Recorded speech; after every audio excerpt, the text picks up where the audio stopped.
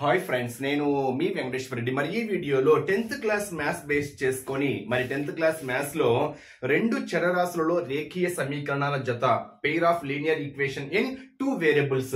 మరి 10th class new syllabus base చేసుకొని 3rd lesson ఉంది.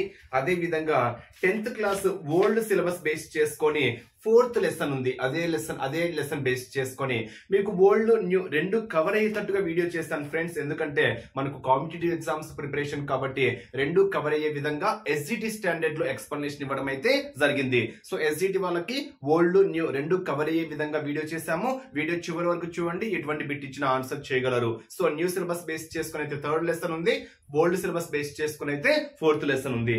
మరి ఫస్ట్ ఓల్డ్ సిలబస్ బేస్ చేసుకొని ఇక్కడ ఆల్రెడీ స్టార్టింగ్ లోనే మీకు 4 బిట్స్ ఇచ్చాడు, 5 బిట్స్ ఇచ్చాడు. ఆ 5 బిట్స్ ఎక్స్ప్లెనేషన్ చూద్దాం.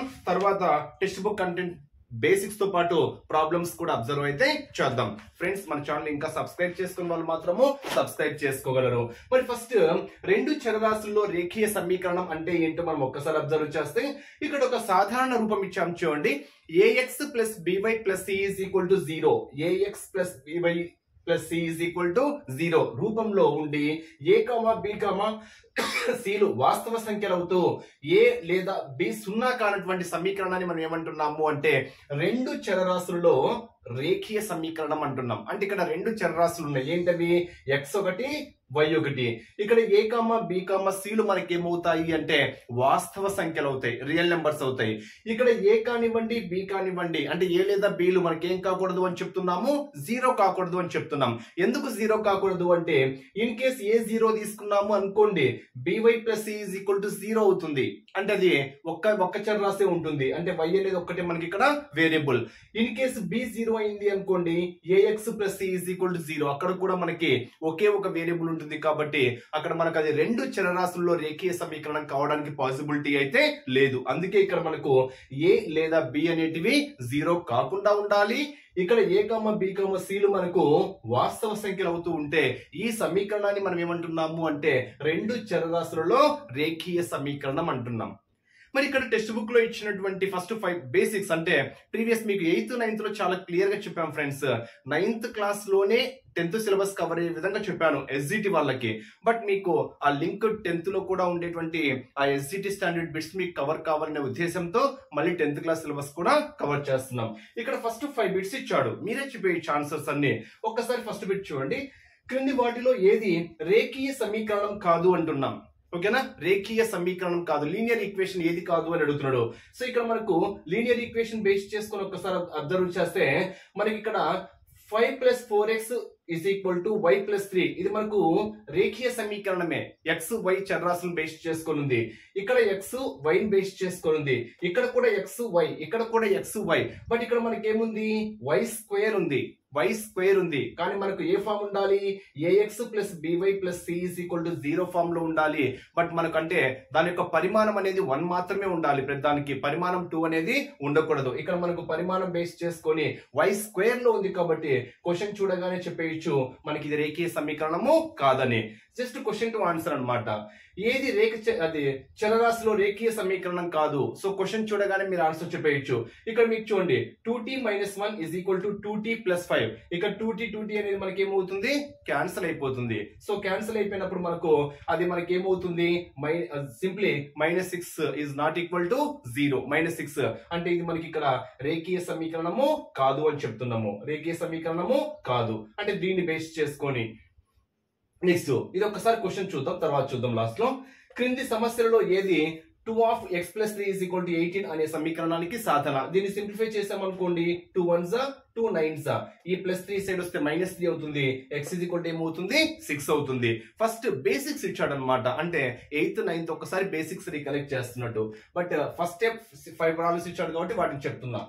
Next 2x minus of 4 minus x is equal to 5 minus x అనే సమీకరణాన్ని తృప్తిపరిస్తే x విలువ అంటే దీన్ని సింప్లిఫై చేసాము అనుకోండి, మనకి x విలువ వచ్చేస్తుంది. ఎలా? 2x minus 4 minus into minus plus x is equal to 5 minus x. Variables ఒక సైడ్ తెచ్చుకోండి, కాన్స్టెంట్స్ ఒక సైడ్ తెచ్చుకుంటే 2x ప్లస్ x 3x, ఈ మైనస్ ఇటు వస్తే ప్లస్ కాబట్టి 4x ఈజ్ ఈక్వల్ టు ఈ మైనస్ ఈ సైడ్ వస్తే ప్లస్ కాబట్టి 5 ప్లస్ 4 ఎంత? 9. అప్పుడు x ఈజ్ ఈక్వల్ టు ఈ 4 ఇటు వస్తే బై 4 అవుతుంది కాబట్టి 9/4. 4 2s 8, 1 ఉంటుంది. 4 2s 8, సంథింగ్ 2.25. సింపుల్ చెప్పేయచ్చు. అంటే దీన్ని సింప్లిఫై చేసి మనం ఏం క్యాలిక్యులేట్ చేయాలంటున్నాము, ఎక్స్ క్యాలిక్యులేట్ చేయాలి. నెక్స్ట్ x - 4y సమీకరణానికి సాధన మీకు ఆల్రెడీ చెప్పాను. ఓకేనా, ఇక్కడ మనకు రేఖీయ సమీకరణం x 1 తీసుకున్నాం అనుకోండి, y వాల్యూ వస్తుంది. 2 తీసుకుంటే ఇంకొక y వాల్యూ వస్తుంది. 3 తీసుకుంటే ఇంకొక y వాల్యూ వస్తుంది. అంటే మనకు ఈ సమీకరణానికి ఎన్ని సాధనలు ఉంటాయి అంటే అనంతమైన సాధనలు ఉంటాయి. Next a1x plus b1y plus c1 is equal to 0, a2x plus b2y is equal plus c2 is equal to 0. అంటే ఇక్కడ రెండు సమీకరణాలు ఇచ్చాము. Exam point of view, for example x plus 2y plus 3 is equal to 0, 2x plus 4y plus 6 is equal to 0. ఇలా రెండు సమీకరణాలు ఇచ్చాడు. ఈ రెండు సమీకరణాలను బేస్ చేసుకొని అవి ఖండన రేఖలు అవుతాయా, ఏకీభవించే రేఖలు అవుతాయా, లేదా రెండు సమాంతరాలు అవుతాయా అని అడుగుతాడు. ఆ రేఖలు అనేటువంటి అడుగుతాడు. మరి ఇలా ఇచ్చినప్పుడు మనము ఇది ఈ ఫామ్ లో a1x plus b1y plus c1 is equal to 0. అంటే దీని ముందు ఏం లేదంటే 1 కదా. అప్పుడు a1 is equal to 1, b1 is equal to 2, c1 is equal to ఏమవుతుంది 3 అవుతుంది. Next a2 is equal to 2, b2 is equal to 4, c2 is equal to ఏమవుతుంది 6 అవుతుంది. ఇలా మనం ఈ ఫామ్ లోకి కన్వర్ట్ చేసుకున్న తర్వాత a1/a2 b1/b2 క్యాలిక్యులేట్ చేస్తాం. ఈ రెండు ఈక్వల్ కాదు అనుకోండి, అవి ఏమవుతాయంటే ఖండన రేఖలు అవుతాయి. వాటికి ఎన్ని సాధనలు ఉంటాయి అంటే ఒకే ఒక సాధన ఉంటుంది. దీని యొక్క ఆన్సర్ కూడా చెక్ చేద్దాం. In case a1/a2 b1/b2 c1/c2 అన్ని సమానంగా ఉన్నాయి అనుకోండి, అవి మనకు ఏకీభవించే రేఖలు అవుతాయి. మరి వాటికి ఎన్ని సాధనలు ఉంటాయి అంటే అనేక సాధనలు ఉంటాయి. In case a1/a2 is equal to b1/b2, ఈ రెండు సమానమయ్యి c1/c2 కు సమానం కాలేదు అనుకోండి, అవి ఏమవుతాయి అంటే ఆ రెండు సమీకరణాలు సమాంతరాలు అవుతాయి. వీటికి సాధన అనేది ఉండదు అంటున్నాం. ఓకేనా, సాధన ఉండదు. ఇప్పుడు దీన్ని బేస్ చేసుకుని అబ్జర్వ్ చేస్తే a1/a2 అంటే ఎంత వస్తుంది 1/2. నెక్స్ట్ b1/b2 అంటే ఎంత 2/4. నెక్స్ట్ c1/c2 ఎంత 3/6. ఇప్పుడు దీన్ని simplify చేస్తామనుకో 2 1s 2 2s 3 1s 3 2s అంటే 1/2, అగైన్ 1/2, అగైన్ 1/2. మూడు ఏమైనాయి సమానమైనాయి. అంటే మూడు సమానమైతే అవి ఏం కావాలి ఏకీభవించే రేఖలు.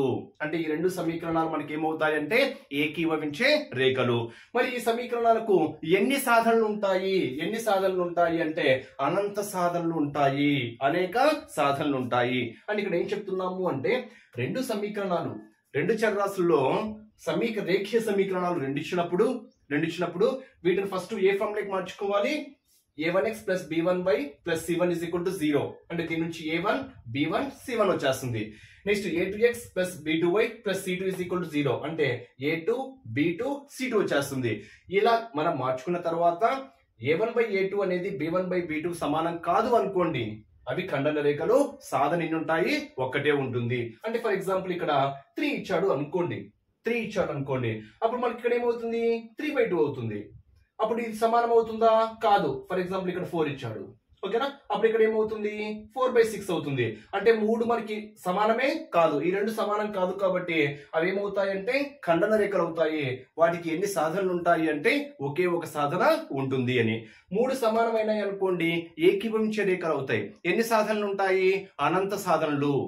అదే ఫస్ట్ ఇవి రెండు, ఫర్ ఎగ్జాంపుల్ ఇక్కడ 1 ఓకే ఇది, నెక్స్ట్ ఇక్కడ 5 ఇచ్చాడు అనుకోండి, అప్పుడు ఫస్ట్ ఏమవుతుంది 1/2 a1/a2. నెక్స్ట్ b1/b2 ఏమవుతుంది 2/4. c1/c2 ఏమవుతుంది 5/6. 2 1s 2 2s అంటే 1/2 5/6. అంటే ఈ రెండు ఈక్వల్ అయినాయి, ఇది ఈక్వల్ కాలేదు. అవునా, అప్పుడు ఈ రెండు ఈక్వల్ అయ్యి ఇది ఈక్వల్ కాలేదు అంటే అవేమవుతాయి సమాంతరాలు అవుతాయి. వీటికి సాధన ఉంటుందా అంటే సాధన ఉండదు. ఇవి బేసిక్స్ పరంగా. మరి ప్రాబ్లమ్స్ కూడా అబ్జర్వ్ చేద్దాం. నెక్స్ట్ ప్రాబ్లమ్స్ అబ్జర్వ్ చేస్తే ఫ్రెండ్స్, మరి టెక్స్ట్ బుక్ లో ఇక్కడ తెలుగు మీడియంలో ఒకలా మీనింగ్ ఉంది, అదే విధంగా ఇంగ్లీష్ లో ఒకలా ఉంది. అంటే అది క్వశ్చన్ బేస్ చేసుకొని మీరు ఆన్సర్ చేయండి. ఇక్కడ తెలుగులో అయితే మాత్రము బాలికల సంఖ్య కన్నా బాలుర సంఖ్య 4 ఎక్కువ అని ఇచ్చాడు. ఇంగ్లీష్ లో అయితే girls is 4 more than the number of boys అని ఇచ్చాడు. ఇక్కడైతే గర్ల్స్ ఈజ్ అంటే బాలికలు, 4 more than the బాయ్స్ అంటే బాలుర కన్నా 4 ఎక్కువ అని ఇచ్చాడు. గర్ల్స్ పరంగా. ఇక్కడైతే గర్ల్స్ గర్ల్స్ కన్నా బాలురు నలుగురు ఎక్కువ అని ఇచ్చాడు. సో సో ఇక్కడ మనకు టెక్స్ట్ బుక్ బేస్ చేసుకొని తెలుగులో ఒకలా ఉంది, ఇంగ్లీష్ లో ఒకలా ఉంది. కాబట్టి మీరు క్వశ్చన్ అడిగిన దాన్ని బేస్ చేసుకొని ఆన్సర్ ఫాలో అవ్వండి. ఇక్కడ క్వశ్చన్ చూడండి. 10 మంది 10వ తరగతి విద్యార్థులు ఒక గణిత క్విజ్ లో పాల్గొన్నారు. దానిలో పాల్గొన్న బాలికల సంఖ్య కన్నా బాలుర సంఖ్య 4 ఎక్కువ. ఇక్కడ కండిషన్ ఇచ్చాడు, బాలికల సంఖ్య కన్నా బాలుర సంఖ్య 4 ఎక్కువ. అదే ఇంగ్లీష్ లో అయితే రివర్స్ లో ఇచ్చాడు అనమాట. అయితే ఈ క్వశ్చన్ బేస్ చేసుకొని ఆ క్విజ్ లో పాల్గొన్న బాలురు ఎంతమంది, బాలికలు ఎంతమంది, అది క్వశ్చన్ బేస్ చేసుకొని ఫాలో అవ్వండి. మరి టెక్స్ట్ బుక్ లో రెండు వేరువేరుగా ఇచ్చాడు కాబట్టి కొంచెం గమనించండి. ఇక్కడ మొత్తం ఎంతమంది పాల్గొన్నారు? 10 మంది. ఫర్ ఎగ్జాంపుల్ బాలికలు X మెంబర్స్ అనుకుంటున్నా, బాలురు Y మెంబర్స్ అనుకుంటున్నా. సో క్విజ్ లో బాయ్స్ ఉన్నారు, గర్ల్స్ ఉన్నారు కాబట్టి మొత్తం 10 మంది. అంటే బాయ్స్ ప్లస్ అది ఎవరైనా కావచ్చు, బాలికలు బాలురు. అంటే ఫస్ట్ బాలికలు తర్వాత బాలురు ఇద్దరు కలిపి మొత్తం ఎంతమంది ఉన్నారు అంటే 10 మంది ఉన్నారు. అంటే ఆ 10 మంది పాల్గొన్నటువంటి క్విజ్ 10వ తరగతి విద్యార్థుల్లో క్విజ్ లో 10 మంది బాయ్స్ ఉన్నారు, గర్ల్స్ ఉన్నారు. కాబట్టి ఇద్దరి పరంగా 10 మంది కాబట్టి రెండు మనం ఏం చేస్తాము, యాడ్ చేస్తాం. ఇప్పుడు ఈ కండిషన్ చూడండి, బాలికల సంఖ్య క్వశ్చన్ ఒకసారి అర్థం చేయండి. బాలికల సంఖ్య కన్నా బాలుర సంఖ్య 4 ఎక్కువ. అంటే బాలికలు ఫర్ ఎగ్జాంపుల్ 5 మంది ఉన్నారు అనుకోండి, మీకు అర్థం కావడం కోసం చెప్తున్నా, ఓకేనా?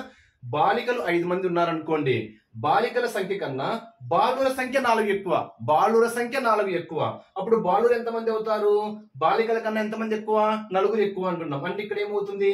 5+4. అవునా? 5+4 అంటే గర్ల్స్ ఎంతమంది అయితే ఉన్నారో వారికన్నా 4 మెంబర్స్ బాయ్స్ ఎక్కువగా ఉన్నారు అని చెప్తున్నాము. మరి ఈ కండిషన్ బేస్ చేసుకొని బాలికలు నేనేమనుకున్నా, X అనుకున్నా. ఇప్పుడు ఈ బాలికలు X అయితే ఈ X కన్నా ఎంతమంది ఎక్కువ మంది ఉండాలి? 4 మెంబర్స్ ఎక్కువ ఉండాలి. అంటే బాలికలు ఎంతమంది అయితే ఉన్నారో ఈ బాలికల కన్నా ఎంతమంది ఎక్కువ ఉన్నారు? 4 మెంబర్స్ ఎక్కువ ఉన్నారు. అంటే X నేను బాలికలు అనుకుంటే X+4 మనకేమవుతుంది అంటే బాలురు అవుతుంది. క్లియర్ ఆ కండిషన్? సో ఇప్పుడు దీంతో సబ్స్టిట్యూట్ చేద్దాము. మరి ఇక్కడ X అంటే ఏంటి? బాలికలు ఏంటి? X కాబట్టి X ప్లస్ Y అంటే ఏంటి? బాలురు ఏంటి? కండిషన్ బేస్ చేసుకొని X+4 ఈజ్ ఈక్వల్ ఎంత? 10. X+X 2x+4 is equal to 10. Simplify చేసామనుకోండి 2x is equal to 6, x is equal to ఎంత? 3. Here 2 1s 2 3s. ఇప్పుడు x ఈజ్ ఈక్వల్ టు 3 అయితే y ఈజ్ ఈక్వల్ టు ఏమవుతుంది? 7 అవుతుంది. అవునా? అంటే ఆ క్విజ్ లో పాల్గొన్నటువంటి బాలికల సంఖ్య 3 అయితే బాలుర సంఖ్య ఎంత? 7. అంతే కదా? కండిషన్ కూడా మీరు అబ్జర్వ్ చేయొచ్చు. సో బాలికలు ఎంతమంది అయితే ఉన్నారో బాలికల కన్నా బాలురు 4 ఎక్కువ ఉన్నారా లేరా? ఎక్కువ ఉన్నారు. కాబట్టి మనకు కండిషన్ ఏమవుతుంది? సాటిస్ఫై అవుతుంది. దీన్ని ఇంత ప్రాసెస్ చేయాల్సిన అవసరం కూడా లేదు. ఆప్షన్ బేస్ చేసుకొని చెప్పొచ్చు. ఏ విధంగా? ఫర్ ఎగ్జాంపుల్ ఆప్షన్స్ లో బాలికల సంఖ్య ఎంత అని అడిగాడు అనుకోండి. బాలికల సంఖ్య ఎంత? Option A 2, option B 3, option C 4, option D 7 ఇలా ఇచ్చాడు అనుకోండి. బాలికల సంఖ్య ఎంత? ఇప్పుడు మనకు బాలికల సంఖ్య 3 అయితే బాలుర సంఖ్య ఎంత అవుతుంది? 7 అవుతుంది. ఎందుకని? మొత్తం ఎంతమంది? 10 మంది కాబట్టి. ఇక్కడ 4 అయితే ఇక్కడ 6, ఇక్కడ 2 అయితే ఇక్కడ 8, ఇక్కడ 7 అయితే ఇక్కడ 3. అవునా? ఎందుకని? మొత్తం 10 మంది రావాలి కాబట్టి. అంటే ఇక్కడ గర్ల్స్, ఇక్కడ బాయ్స్, మనకు అనుకోమంది బాలికల సంఖ్య కాబట్టి. ఇప్పుడు కండిషన్ ఏంటి? బాలికల సంఖ్య కన్నా బాలురు 4 ఎక్కువ. అంటే ఈ నెంబర్ కన్నా ఈ నెంబర్ 4 ఎక్కువ ఉండాలి. దీనికి +4 చేస్తే 6 రావాలి, తప్పు. +4 చేస్తే 7 రావాలి, కరెక్ట్. +4 చేస్తే 8 రావాలి, తప్పు. +4 చేస్తే 11 రావాలి, తప్పు. అంటే ఆప్షన్ బేస్ చేసుకొని మనం option B is the correct answer. అంటే ఇలాంటి వాటికి మనము ప్రాసెస్ చేయాల్సిన అవసరమే లేదు. ఆప్షన్ బేస్ చేసుకొని కూడా with in fraction of seconds లోనే మనం ఆన్సర్ అయితే చెప్పేయచ్చు. నెక్స్ట్ క్వశ్చన్, 5 పెన్సిళ్లు మరియు 7 కలముల ధరల మొత్తం విలువ 50 రూపాయలు. అలాగే 7 పెన్సిళ్లు మరియు 5 కలముల ధరల మొత్తము 46 రూపాయలు అయితే ఒక పెన్సిల్ ధర ఎంత, ఒక కలము ధర ఎంత, లేదా 4 పెన్సిళ్లు 8 కలముల మొత్తం ఎంత? సో క్వశ్చన్ ఏ విధంగా అయినా అడగనివ్వండి. ఇప్పుడు ఒక్కసారి అబ్జర్వ్ చేస్తే పెన్సిళ్లు 5 పెన్సిళ్ల మరియు 7 కలముల ధరలను ఇచ్చాడు. అంటే పెన్సిల్ కాస్ట్ ఎంతనో తెలియదు. సో పెన్సిల్ కాస్ట్ నేను ఫర్ ఎగ్జాంపుల్ ఎక్స్ రూపీ అనుకుంటున్నా, ఎంతనో తెలియదు కాబట్టి. నెక్స్ట్ కలముల ధర ఎంతనో తెలియదు, ఒక్కొక్క కలం ధర ఫర్ ఎగ్జాంపుల్ నేను వై రూపీ అనుకుంటున్నా. ఒక పెన్సిల్ 5 రూపాయలు అయితే 2 పెన్సిల్ ఏమవుతాయి 2 into 5, 3 పెన్సిల్ అయితే 3 into 5. అప్పుడు ఒక పెన్సిల్ కాస్ట్ ఎక్స్ రూపీస్ అయితే 5 పెన్సిల్స్ కాస్ట్ ఏమవుతుంది 5 into x. అంటే ఫస్ట్ దాన్ని బేస్ చేసుకొని 5x మొత్తము అని ఇచ్చాడు కాబట్టి మనము ప్లస్ 7 కలములు అంటే ఒక కలము వై రూపీస్ అయితే 7 కలములు ఏమవుతుంది 7y అవుతుంది. మొత్తం ఎంత 50 రూపీస్. అవునా? ఫస్ట్ ఈక్వేషన్ బేస్ చేసుకొని 5x plus 7y is equal to ఎంత 50. Next second 7 pencils, pencil x అనుకున్నాం కాబట్టి 7x plus 5 కలములు 5y that is 5y is equal to ఎంత 46 రూపీస్. ఈ రెండింటిని సాల్వ్ చేస్తే మనకి ఏమొస్తుంది xy వస్తుంది. మనకు ఓన్లీ పెన్సిల్ ఎంత అని అడిగాడు అనుకోండి, మనం మొత్తం ఈక్వేషన్ x లే కన్వర్ట్ చేసుకోండి. లేదా కలం ధర ఎంత అని అడిగాడు అనుకోండి, మొత్తం ఈక్వేషన్ దీంట్లో కన్వర్ట్ చేసుకోవాలి, y లే కన్వర్ట్ చేసుకోండి. మీకు సాల్వ్ చేయడం తెలిస్తే చాలు. సో ఇక్కడ మనకు 5 7 ఇక్కడ 7 5 రెండు రివర్స్ లో ఉన్నాయి కాబట్టి మనం దేన్నైనా మొత్తం x లేకైనా కన్వర్ట్ చేసుకోండి, y లేకైనా కన్వర్ట్ చేసుకోండి, అది మీ ఇష్టం అన్నమాట. సో ఒక్కసారి మీరు దీన్ని సింప్లిఫై చేయాలి. ఒక్కసారి అబ్జర్వ్ చేద్దాం. రెండు సింప్లిఫై చేస్తే మనకి ఏమొస్తుందంటే xy విలువలు అనేటివి వచ్చేస్తాయి. ఎలా సింప్లిఫై చేయాలో ఒక్కసారి అబ్జర్వ్ చేస్తే దీన్ని 7 తో మల్టిప్లై చేసాము అనుకోండి 7 5 35 వస్తుంది x పరంగా. దీన్ని మనం 5 తో మల్టిప్లై చేసాం అనుకోండి 5 7 35 అంటే x ఈక్వల్ అవుతాయి కాబట్టి మనం ఏం కనుక్కోవచ్చు y కనుక్కోవచ్చు. లేదా దీన్ని మనం 5 తో చేసాం అనుకోండి 5 7 35, దీన్ని మనం 7 తో చేసాం అనుకోండి 7 5 35, y ఈక్వల్ అవుతాయి కాబట్టి మనం ఏం కనుక్కోవచ్చు x కనుక్కోవచ్చు. అది ఏదైనా క్యాలిక్యులేట్ చేయండి. 5 5 25x plus 5 7 35y is equal to 5 50 250. ఈ 5 మొత్తానికి మల్టిప్లై చేయాలి. మొత్తానికి మల్టిప్లై చేయడం ద్వారా దాని విలువ మారుతుందా? దీన్ని 5 తో మల్టిప్లై చేసా, దీన్ని 5 తో మల్టిప్లై చేసా, 5 5 క్యాన్సిల్ అయిపోతే దాని విలువలో ఎటువంటి మార్పు అనేది ఉండదు. Next 7 7 7 49x 7 5 35y is equal to 7 into 46 7 42 7 4 28 32. So simplify చేస్తున్నా, మైనస్ మైనస్ మైనస్ అంటే అన్నిటికీ గుర్తులు మారుస్తున్నా. ఇప్పుడు ఒక్కసారి అబ్జర్వ్ చేస్తే 35y plus minus cancel. Next 25x minus 49y అంటే మనము పెద్దదానికి మైనస్ గుర్తుంది కాబట్టి మైనస్ ఎంత వస్తుంది 24. Yes 24x is equal to next minus 322 plus 250. So greater number కి మైనస్ ఉంది కాబట్టి మైనస్. సింప్లిఫై చేస్తే 72 yes 72. Here minus minus cancel. ఈ 24 ఈ సైడ్ వస్తే ఏమవుతుంది బై అవుతుంది. లేదా 24 1 24 3 x is equal to ఎంత 3. x అంటే ఏంటి పెన్సిల్, అంటే ఒక్కొక్క పెన్సిల్ ధర ఎంత 3 రూపీస్. ఓన్లీ పెన్సిల్ ధర ఎంత అని అడిగాడు అనుకోండి మనకి ఎంత వస్తుంది 3 రూపీస్. ఇన్ కేసు కలం ధర ఎంత అని అడిగాడు అనుకోండి మీరు ఇప్పుడు ఏం సమానం చేసుకోవాలి x ను సమానం చేసుకోవాలి. లేదా మీరు కన్ఫ్యూజ్ కావాల్సిన అవసరం లేదు. ఏదో ఒక ఈక్వేషన్ లో 5x plus 7y is equal to ఎంత అని చెప్పాను 50 అని చెప్పాను ఫస్ట్ ఈక్వేషన్. ఇక్కడ x వాల్యూ సబ్స్టిట్యూట్ చేయండి, మనకి ఏమొస్తుంది y వచ్చేస్తుంది. అంటే 5 3 15 plus 7y is equal to ఎంత 50. ఈ సైడ్ వస్తే 35 7 5 అంటే y is equal to ఎంత 5. అంటే ఇక్కడ మనకు పెన్సిల్ ధర ఒక్కోటి 3 రూపీస్ అయితే కలం ధర ఒక్కోటి ఎంత 5 రూపీస్. దీన్ని మనం ఇంత ప్రాసెస్ కూడా చేయాల్సిన అవసరమే లేదు. ఎందుకని మనం ఆప్షన్స్ ద్వారా కూడా చెప్పేయచ్చు. ఆప్షన్స్ బేస్ చేసుకుని కూడా మనం ఈజీగా చెప్పేయచ్చు. ఏ విధంగా ఫర్ ఎగ్జాంపుల్ ఒక పెన్సిల్ ధర ఎంత అని అడిగాడు అనుకోండి, ఆప్షన్స్ లో 3 రూపీస్ 4 రూపీస్ 5 రూపీస్ 6 రూపీస్ లేదా 2 రూపీస్ ఇలా ఇచ్చాడు అనుకోండి ఒక పెన్సిల్ ధర. మనం ఫస్ట్ కండిషన్ తెలుసు కదా 5 పెన్సిల్ x అనుకుంటున్నా అంటే ఏమొస్తుంది 5x plus 7y is equal to ఎంత 50. మన ఆప్షన్ ఏ చెక్ చేస్తున్నాం. అంటే పెన్సిల్ ధర 3 రూపీస్ అనుకున్నాము అనుకోండి ఇక్కడ 3 సబ్స్టిట్యూట్ చేస్తే y is equal to ఏమవుతుంది 5 అవుతుంది. ఇప్పుడు సెకండ్ ఈక్వేషన్ మనం సింప్లిఫై చేసాం అనుకోండి మనకి ఇది వస్తే కరెక్ట్. అంటే 7x 3 7 3 21 ప్లస్ 5y ఎంత వచ్చింది 5 కాబట్టి 5 5 25 21 ప్లస్ 25 ఎంత 46 వచ్చింది కాబట్టి ఆప్షన్ 1 ఇస్ ది కరెక్ట్. ఇలా మన ఆప్షన్స్ ద్వారా కూడా చెప్పేయచ్చు. నెక్స్ట్ క్వశ్చన్ అబ్జర్వ్ చేస్తే వెడల్పు కన్నా పొడవు 4 మీటర్లు ఎక్కువ కలిగిన ఒక దీర్ఘ చతురస్రాకార తోట చుట్టుకొలతలో సగము 36 మీటర్లు అయిన ఆ తోట కొలతలు లేదా ఆ తోట పొడవు ఎంత లేదా వెడల్పు ఎంత. సో క్వశ్చన్ ఏదైనా అడగచ్చు. సేమ్ ఇక్కడ కూడా కండిషన్ ఇచ్చాడు చూడండి. కండిషన్ బేస్ చేసుకొని ఏది ఎక్కువ ఏది తక్కువ ఫస్ట్ అబ్జర్వ్ చేద్దాము. వెడల్పు కన్నా పొడవు 4 మీటర్లు ఎక్కువ ఉంది అంటే ఫర్ ఎగ్జాంపుల్ నేను వెడల్పు ఎక్స్ అనుకున్నాను అనుకోండి. ఎక్స్ అనుకుంటే వెడల్పు ఎంత అయితే ఉందో దీనికన్నా ఎన్ని మీటర్లు ఎక్కువ ఉంది 4 మీటర్స్ ఎక్కువ ఉంది. ఏంటి పొడవు. క్లియరా? అంటే ఇక్కడ మనము వెడల్పు ఫర్ ఎగ్జాంపుల్ 5 మీటర్లు ఉంది అనుకోండి. వెడల్పు 5 మీటర్లు ఉంటే వెడల్పు కన్నా పొడవు 4 మీటర్లు ఎక్కువ ఉంది అంటే పొడవు ఏమవుతుంది దీనికన్నా 4 మీటర్లు ఎక్కువ ఉంది అంటే ఏం చెప్పొచ్చు మనము 5 + 4 మీటర్స్. అంటే ఇక్కడ వెడల్పుని ఎక్స్ అనుకున్నా కాబట్టి పొడవు ఏమవుతుంది అంటే x + 4 అవుతుంది. ఇది ఒక లాజిక్. దీన్ని ఆప్షన్స్ ద్వారా కూడా చెప్పేయచ్చు ఈజీగా. బట్ కండిషన్ చూడండి, ఇంకో కండిషన్ ఇచ్చాడు. ఒక దీర్ఘ చతురస్రాకార చోట చుట్టుకొలత దీర్ఘ చతురస్రం అంటే ఇదే కదా. సో ఇది మనకు పొడవు వెడల్పు. సో దీర్ఘ చతురస్రంలో ఎదురెదురు భుజాలు సమానంగా ఉంటాయి కాబట్టి l + l 2l b + b 2b అంటే మనకు 2 l + b అంటే ఈ దీర్ఘ చతురస్రం యొక్క చుట్టుకొలత అంటే మనకు ఫార్ములా ఏంటి 2 l + b. ఇక్కడ క్వశ్చన్ ఏమని ఇచ్చాడు చుట్టుకొలతలో సగం 36 అని ఇచ్చాడు.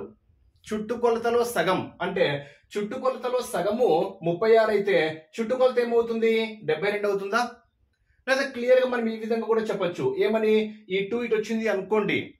ఈ 2 ఇటు వస్తే బై అవుతుంది కాబట్టి చుట్టుకొలత బై 2 అంటే చుట్టుకొలతలో సగం ఎంత 36. దట్ ఈస్ ఈక్వల్ ఎంత 36 అంటే simply l + b is equal ఎంత అంటే 36. మీకు ఇది కన్ఫ్యూజ్ ఉంటుంది కాబట్టి నేను క్లియర్ గా కండిషన్ రూపంలోనే రాస్తున్నా, కన్ఫ్యూజ్ కాకూడదు కాబట్టి. ఇక్కడ ఏంటి చుట్టుకొలతలో సగము 36. చుట్టుకొలతలో సగం 36 అంటే చుట్టుకొలతలో సగం అంటే బయటనే కదా. సగం ఎంత 36.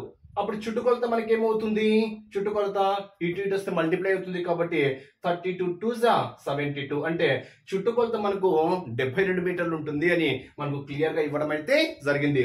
చుట్టుకొలతలో సగము 36 అయితే చుట్టుకొలత ఎంత 72. ఇప్పుడు దీన్ని బేస్ చేసుకొని చూడండి చుట్టుకొలత ఎంత 72 అన్నప్పుడు 2 l + b ఇటు ఇటు వస్తే బై అవుతుంది లేదా 2 1 236 అప్పుడు l + b ఎంత 36. దీన్ని బేస్ చేసుకొని ఇప్పుడు ఇది సాల్వ్ చేయండి. పొడవు ఏమనుకు ఇక్కడ ఏమొచ్చింది పొడవు x + 4 x + 4 x + 4 condition base చేసుకొని ప్లస్ వెడల్పు ఎంత x అంటే వెడల్పుని x అనుకున్నాము అనుకోండి.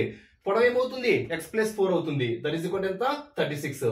x + x 2x is equal to ఈ 4 ఇటు వస్తే -4 దట్ ఈస్ 32. అప్పుడు x ఈజ్ ఈక్వల్ ఎంత 16. అంటే x అంటే ఏంటి ఇక్కడ వెడల్పు. అంటే వెడల్పు ఎంత వచ్చింది అంటే 16 మీటర్లు. అప్పుడు పొడవు ఎంత ఉంటుంది పొడవు కన్నా 4 మీటర్లు ఎక్కువ కాబట్టి 16 + 4 ఎంత 20 మీటర్లు. అంటే ఇక్కడ ఓవరాల్ గా మనకి ఈ దీర్ఘ చతురస్ర తోట యొక్క పొడవు 20 మీటర్లు అయితే వెడల్పు ఎంత వస్తుంది 16 మీటర్లు. అది క్వశ్చన్ అడిగేదాన్ని బేస్ చేసుకొని ఆన్సర్ చెప్పేయండి. సో వెడల్పు కన్నా పొడవు 4 మీటర్లు ఎక్కువ ఉంది అంటే వెడల్పు 16 అయితే పొడవు ఏమవుతుంది 20 అవుతుంది. Next 2x + 3y = 11 2x - 4y = -24 సాధిస్తే మనకు xy విలువలు వస్తాయి. దాన్ని మనము ఈ ఈక్వేషన్ రూపంలో రాసుకుంటే y విలువ ఎంత m విలువ ఎంత అని అడిగాడు. ఫస్ట్ సింప్లిఫై చేద్దాం. 2x + 3y = 11 2x - 4y = ఎంత -24. దీన్ని బేస్ చేసుకొని ఫస్ట్ ఒక వాల్యూ క్యాలిక్యులేట్ చేద్దాం. 2x సమానంగా ఉన్నాయి కాబట్టి మొత్తాన్ని నేను ఏం చేస్తున్నా మైనస్ సింబల్ తీసుకుంటున్నా. మొత్తాన్ని మైనస్ తో మల్టిప్లై చేస్తున్నా.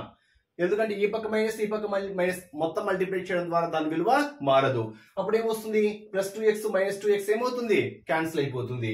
సో మైనస్ మైనస్ ఏమవుతుంది plus 3y + 4y 7y is equal to minus minus ఎంత ప్లస్ 24 ఒక 11 ఎంత 35 హియర్ 7 1s 7 5s అప్పుడు y ఈజ్ ఈక్వల్ ఎంత 5 అంటే y అనేది మనకు 5 వచ్చేసింది. ఈ y వాల్యూని ఇక్కడ సబ్స్టిట్యూట్ చేస్తే మనకి ఏమొస్తుంది x వచ్చేస్తుంది. అప్పుడు 2x + 3 y వాల్యూ ఎంత 5 దట్ ఈజ్ ఈక్వల్ ఎంత 11 5 3s 15 ఈ ప్లస్ సైడ్ వస్తే -2x is equal to -4 x is equal ఎంత -2 x ఈజ్ ఈక్వల్ ఎంత -2. ఇప్పుడు దీన్ని సింప్లిఫై చేద్దాం. y is equal to mx + 3 y value ఎంత 5, y వాల్యూ ఎంత 5 is equal to m, x value ఎంత -2 ప్లస్ 3. ఈ సైడ్ వచ్చింది అనుకోండి 5, ఈ ప్లస్ ఈ సైడ్ వస్తే మైనస్ 5 - 3 ఎంత 2 is equal to m -2. 2 2 cancel, అప్పుడు మైనస్ ఉంది కాబట్టి m ఇజ్ ఈక్వల్ టు ఎంత -1. నెక్స్ట్ ప్రాబ్లమ్స్ అబ్జర్వ్ చేస్తే రెండు సంఖ్యల మధ్య భేదం 26 మరియు ఒక సంఖ్య మరొక సంఖ్యకు 3 రెట్లు అయినా ఆ సంఖ్యలు లేదా ఆ రెండు సంఖ్యల్లో ఒక సంఖ్య ఎంత అని అడుగుతారు. ఎగ్జామ్ పాయింట్ ఆఫ్ వ్యూ అడగాలి అనుకుంటే ఇప్పుడు ఏమడిగారు, రెండు సంఖ్యల మధ్య భేదము 26 ఇచ్చాడు. అంటే ఆ రెండు సంఖ్యలు ఫర్ ఎగ్జాంపుల్ మనము ఎక్స్ వై అనుకున్నాము అనుకోండి, ఓకేనా. ఎక్స్ ఫర్ ఎగ్జాంపుల్ పెద్ద సంఖ్య, వై చిన్న సంఖ్య అనుకుంటే, ఎందుకంటే భేదము అని ఇచ్చాడు కాబట్టి, భేదము అంటేనే పెద్ద సంఖ్యలో నుంచి చిన్న సంఖ్యను తీసివేయాలి కాబట్టి దీన్ని ఆప్షన్స్ ద్వారా కూడా చేయొచ్చు. అది కూడా మీకు ప్రాసెస్ చెప్తా. రెండు సంఖ్యల మధ్య భేదము పెద్ద సంఖ్య నుంచి చిన్న సంఖ్య, దట్ ఈస్ x - y = ఎంత 26. క్లియర్ గా తెలిసిపోయింది. నెక్స్ట్ ఏమని ఇచ్చాడు, ఒక సంఖ్య మరొక సంఖ్యకు 3 రెట్లు అని ఇచ్చాడు. అంటే 3 రెట్లు అనేది పెద్ద సంఖ్య, అంటే మనం చిన్న సంఖ్యను x అనుకున్నాం అనుకోండి, పెద్ద సంఖ్య ఏమవుతుంది 3x అవుతుంది. అంటే ఇక్కడ మనం దీన్ని బేస్ చేసుకొని, ఓకేనా, దీన్ని బేస్ చేసుకొని మనకు చిన్న సంఖ్యను x అనుకుంటే, అంటే చిన్న సంఖ్యకి 3 రెట్లు ఏముంటుంది పెద్ద సంఖ్య ఉంటుంది. అదే కదా కండిషన్. ఏంటి, ఒక సంఖ్య మరొక సంఖ్యకు 3 రెట్లు అంటే అర్థం ఏంటి, చిన్న సంఖ్య ఎంతైతే ఉంటుందో దీనికి 3 రెట్లు ఇంకో సంఖ్య ఉంటుంది. ఆ సంఖ్య ఏంటి, పెద్ద సంఖ్య. మనకు క్లియర్ గా కండిషన్ ఏంటో తెలిసిపోయింది, ఓకేనా. ఇక్కడ చిన్న సంఖ్యను మనం ఆల్రెడీ ఏమనుకున్నాము y అనుకున్నాము, పెద్ద సంఖ్యను ఆల్రెడీ ఏమనుకున్నాము x అనుకున్నాం. అంటే x = ఏంటి ఇక్కడ 3y. ఇండైరెక్ట్ మీనింగ్ అర్థం చేసుకుంటే చాలు. అంటే ఇక్కడ x ప్లేస్ లో మనం ఏం రాయొచ్చు 3y - y = ఎంత 26. 2y = 26 అయితే y = ఎంత 13. అంటే ఒక సంఖ్య ఎంత 13. మనం ఈ y ప్లేస్ లో ఇక్కడ సబ్స్టిట్యూట్ చేసాం అనుకోండి, x ఎంతనో తెలిసిపోతుంది. ఈ -13 ఇటు వస్తే ఏమవుతుంది +13 అవుతుంది. 13 ఒక 26 ఎంత, x = ఎంత 39. అంటే ఇక్కడ మనం క్లియర్ గా చెప్పొచ్చు చిన్న సంఖ్య 13, పెద్ద సంఖ్య ఎంత 39. అంటే ఇప్పుడు ఒక సంఖ్య మరొక సంఖ్యకు 3 రెట్లు, ఒక సంఖ్య 13 అనుకుంటే మరొక సంఖ్యకి ఏమవుతుంది 3 రెట్లు అంటే ఎంత 39. కావాలంటే ఇప్పుడు ఈ రెండు సంఖ్యల యొక్క డిఫరెన్స్ చూడండి, మనకి ఎంత వస్తుంది 26 వస్తుంది. 36 భేదము అంటేనే పెద్ద సంఖ్య నుంచి చిన్న సంఖ్య తీసేయాలి. 36 - 13 ఎంత 26. అంటే ఇక్కడ ఓవరాల్ గా ఆ సంఖ్యలు అంటే 13 ఒకటి 39 ఒకటి, ఆ సంఖ్యలో చిన్న సంఖ్య ఎంత అని అడిగాడు అనుకోండి 13 అవుతుంది. ఆ సంఖ్యలో పెద్ద సంఖ్య ఎంత అని అడిగాడు అనుకోండి 39 అవుతుంది. In case exam point of view చిన్న సంఖ్య ఎంత అని అడిగాడు అనుకోండి, చిన్న సంఖ్య 13 అనుకుంటే పెద్ద సంఖ్య ఈ కండిషన్ బేస్ చేసుకుని పెద్ద సంఖ్య ఎంతనో చెప్పేయచ్చు అనమాట. అలా మనం ఆప్షన్స్ ద్వారా కూడా వెళ్ళొచ్చు. నెక్స్ట్ రెండు పూరక కోణాలలో పూరక సంపూరక రెండు చెప్పాను. ఇది న్యూ టెక్స్ట్ బుక్ లో ఉంది, ఇది ఓల్డ్ టెక్స్ట్ బుక్ లో ఉంది, ఇదే న్యూ టెక్స్ట్ బుక్ లో కూడా ఉంది. రెండు కవర్ అయ్యేటట్టుగా చెప్పాము. సంపూరక అంటే రెండు కోణాల మొత్తం ఎంత ఉండాలి 180 డిగ్రీస్. పూరక అంటే రెండు కోణాల మొత్తం ఎంత 90 డిగ్రీస్. అంటే ఏవైనా రెండు కోణాల మొత్తం 180 డిగ్రీస్ అయితే ఆ కోణాలను సంపూరక కోణాలు అంటారు. ఏవైనా రెండు కోణాల మొత్తం 90 డిగ్రీలు అయితే ఆ కోణాలను పూరక కోణాలు, ఇంగ్లీష్ లో అయితే కాంప్లిమెంటరీ యాంగిల్స్, సప్లిమెంటరీ యాంగిల్స్ అంటాం. ఇక్కడ చూడండి, పెద్ద కోణము చిన్న కోణం కన్నా 18 డిగ్రీలు ఎక్కువ. అంటే ఫర్ ఎగ్జాంపుల్ నేను చిన్న కోణము నేను x అనుకుంటున్నా, అప్పుడు పెద్ద కోణం ఏమవుతుంది, పెద్ద కోణము చిన్న కోణము కన్నా, పెద్ద కోణం అనేది చిన్న కోణం కన్నా 18 డిగ్రీలు ఎక్కువ. అంటే చిన్న కోణం x, ఈ x కన్నా ఎన్ని డిగ్రీలు ఎక్కువ ఉంది 18 డిగ్రీలు ఎక్కువ ఉంది. క్లియరా కండిషన్, అన్ని ఒకే మోడలే. ఇప్పుడు రెండు సంపూరక కోణాలు అని ఇచ్చాడు. సంపూరక కోణాలు అంటే ఏంటి, ఆ రెండు కోణాల మొత్తం ఎంత ఉండాలి 180 డిగ్రీస్. అంటే పెద్ద కోణము చిన్న కోణము రెండు కోణాల మొత్తం ఎంత 180. అంటే రెండు కోణాల మొత్తము x ఒక కోణము, ఇంకో కోణము x + 18, ఆ రెండు కోణాల మొత్తం ఎన్ని డిగ్రీస్ కి సమానం కావాలి 180 డిగ్రీస్ కి సమానం కావాలి. సింపుల్ కండిషన్ అర్థం చేసుకుంటే చాలు. x + x 2x = ఇది సైడ్ వస్తే మైనస్ అవుతుంది. 180 - 18 ఎంత వస్తుంది 162. అప్పుడు x = ఎంత 2 8s 1s 81. అప్పుడు x = 81 అయితే 81 అయితే ఇంకో కోణం ఏమవుతుంది 81 + 18, 81 + 18 ఎంత 99. ఈ రెండు కోణాల మొత్తం ఎంత 180. అంటే ఒక కోణము చిన్న కోణము 81 డిగ్రీలు అయితే ఇది చిన్న కోణము, ఓకేనా.